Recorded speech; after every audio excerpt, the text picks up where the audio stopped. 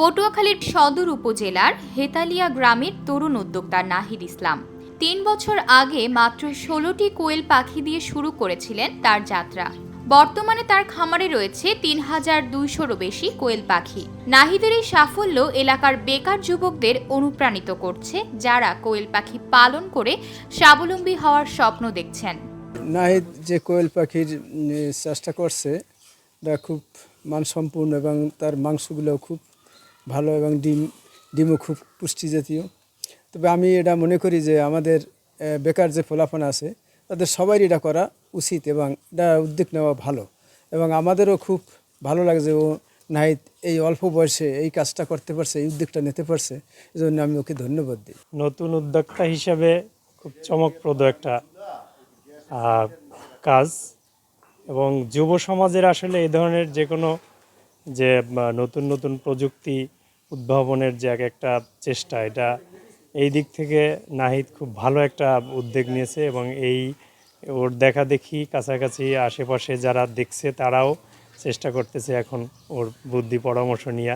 আমি আশা করি যেন এরকম ওর মতো নাহিদ আমাদের আশেপাশে আরও জন্ম হয়, নিজের পায়ে নিজে দাঁড়াতে পারে। কোয়েল পাখি বা অন্যান্য পশু পাখি বা অন্যান্য ফার্ম সম্বন্ধে যেন ধারণা নিয়ে নিজের পায়ে নিজে দাঁড়াতে পারে। প্রথমে পরিবারের সাপোর্ট না পেলেও আজ সফল উদ্যোক্তা হিসেবে প্রতিষ্ঠিত নাহিদের সাফল্যে তার পরিবার এখন খুশি। প্রথম তো ভাবছি যে লাভ হয় না লস হয়, আমরা এই গুরুত্ব দিই নাই কোনো। এবার দেখি না আজে আস্তে আস্তে বাড়াইছে, করতে আছে সুন্দর করিয়া। আমার ছেলে নাহিদ করছে দেখে আমি ভালো লাগছে এবং আমি চাই যে আরও বেকার যারা ছেলে আছে তার বাবা মার সাহায্য সহযোগিতা করে করা উচিত।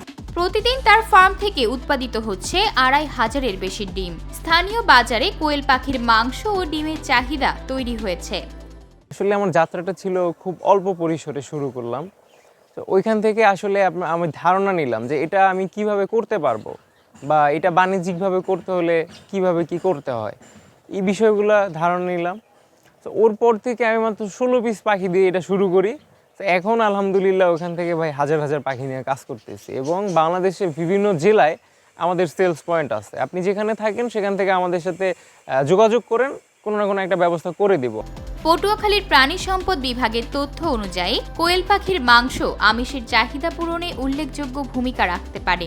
এটা লালন পালনের জন্য সবচেয়ে অ্যাডভান্টেজ হলো এটার জন্য খাদ্য খরচ কম এবং পাশাপাশি স্বল্প পরিসরে লালন পালন করা যায়। এতে করে এটা থেকে ডিম উৎপাদন হয়, মাংস উৎপাদন হয়। এর ফলে আমিষ, দেশে যে আমিষ আমরা যে আমিষ নিয়ে থাকি প্রাণীজ আমিষ, এটা অনেকটা ঘাটতি পূরণ করে। প্রাণী সম্পদ দপ্তর এই কোয়েল পাখি যারা লালন পালন করে, অন্যান্য যারা খামারি আছে হাঁস মুরগি লালন পালন করে, তাদের বিভিন্ন প্রকার রোগ প্রতিরোধ ক্ষমতা বৃদ্ধির জন্য টিকার ব্যবস্থা করে থাকে, পাশাপাশি কৃমিনাশক ব্যবস্থা করে থাকে এবং অন্যান্য যেই বিষয়গুলো সেই বিষয়গুলোর সম্পর্কে পরামর্শ দিয়ে থাকে। বর্তমানে পটুয়াখালী জেলার বিভিন্ন এলাকায় কোয়েল পাখির মাংস ও ডিমের চাহিদা বাড়ছে। জেলার হোটেল রেস্টুরেন্টগুলোতেও কোয়েল পাখির মাংস বেশ জনপ্রিয় হয়ে উঠেছে। নাহিদের এই উদ্যোগ শুধু তার নিজের জীবনের পরিবর্তনই আনেনি, বরং এলাকার বেকার যুবকদের জন্য একটি নতুন দিক নির্দেশনা তৈরি করেছে।